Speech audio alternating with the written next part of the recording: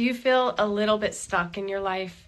Sometimes we can feel stuck in our lives because there's something we want to change, but we're afraid to jump into the unknown. I think the biggest lie that we tell ourselves is thinking that we know what will happen. But life is uncertain. Everything is always changing. And the quicker we accept that, the more rewarding life will be, and the less stuck we will feel. Change can feel difficult when we try and hold on to how things are.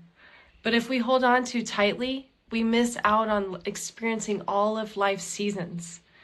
Nature is a great reminder that everything is always changing. When you look up at the sky and see how quickly the clouds move, and if you don't pay attention, you might miss out on an incredible sunset. Last year, I was feeling really stuck. For years, I had a passion to help people believe in themselves and encourage them to turn their dreams into a reality. After 2 years of writing content for an online course and dipping my toe in by mentoring a few people, I launched my website.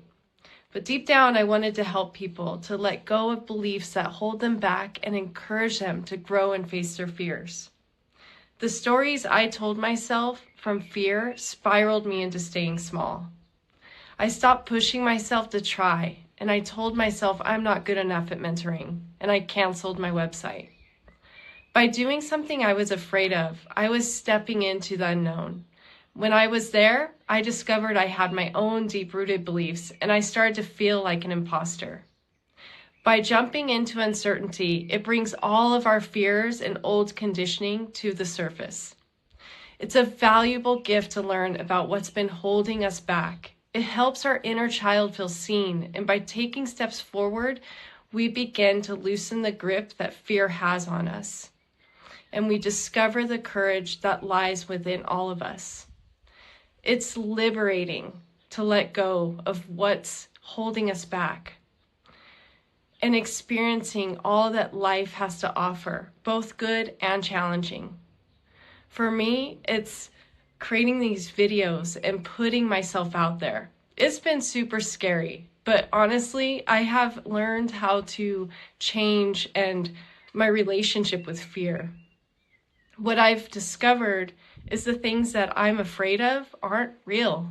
It's just old conditioning that's been passed down.